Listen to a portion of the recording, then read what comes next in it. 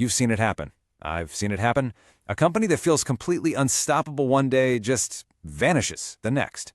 So today we're going to dig into why that is. This is all about strategic misjudgment. And our main character in this story?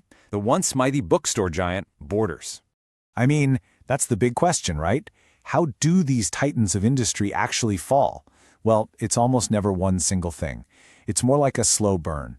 A series of bad calls, a failure to see what's right around the corner, or maybe just being too stubborn to let go of what used to work. It's really a story about vision, or more importantly, the lack of it. And just look at this list. It's like a who's who of fallen giants. Borders, which used to be on every corner. MySpace, probably your first social media obsession. Netscape, the browser that opened up the internet for so many of us. And of course, Motorola and Dell, who were absolute monsters in the hardware game. Every single one of them was at the top of their field, and every single one of them fell. Their stories, well, those are the lessons we're going to unpack today. Okay, so let's get into our first big theme, and it gets right to the heart of the problem for a lot of these companies.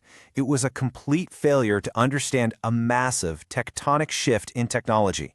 You know, they saw the digital wave coming, but they either couldn't, or maybe worse, wouldn't figure out how to ride it. This quote, wow, it just says it all, doesn't it? It perfectly captures this fatal way of thinking. For Borders, the internet wasn't the future. It was just an annoyance, something that got in the way of their real business, which they thought was selling physical books in physical stores. They just fundamentally misunderstood what their business was about to become. And this slide right here shows that misunderstanding in stark relief. I mean, look at this. In what has to be one of the most self-destructive business moves of all time, Borders literally paid its future executioner, Amazon, to handle all of its online sales. So while Amazon was obsessing over every little detail of e-commerce and customer data, Borders was just worried about their stores. They basically handed their entire digital future over to their biggest competitor on a silver platter. And you know, Borders wasn't alone in this. This was a pattern. MySpace had a huge head start in social media, but it just failed to evolve. It got clunky, and then it got buried by Facebook, which was just cleaner and more adaptive. Same with Netscape. They practically invented the commercial web browser, but they completely lost the browser war to Microsoft. So yeah, they were all first to the party, but being first doesn't mean a thing if you don't know what to do next. So sometimes the failure doesn't come from ignoring something new.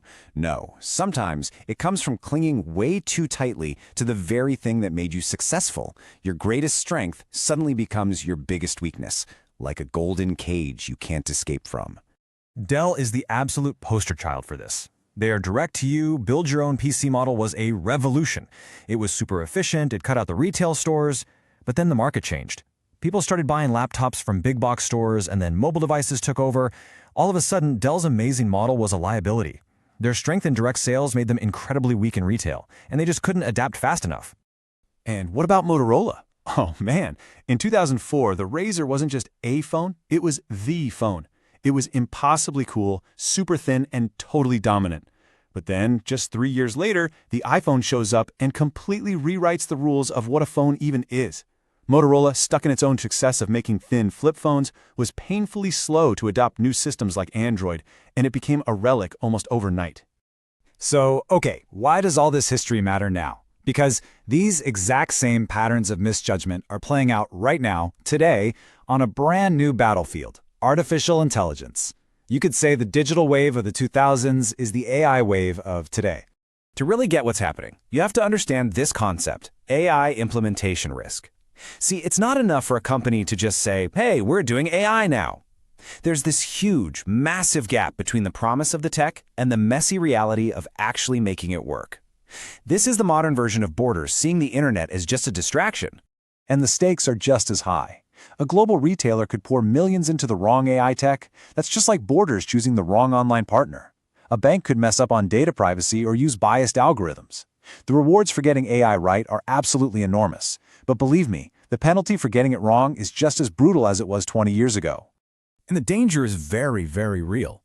Get this. Some studies show that a staggering 65% of AI projects in major corporations failed to deliver on their initial promise. That's nearly 2 out of every 3. This stuff is not easy, and a bad strategy will sink you fast.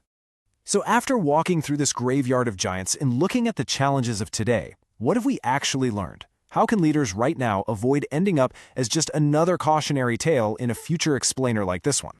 It really boils down to a few key things. First, you have to challenge everything.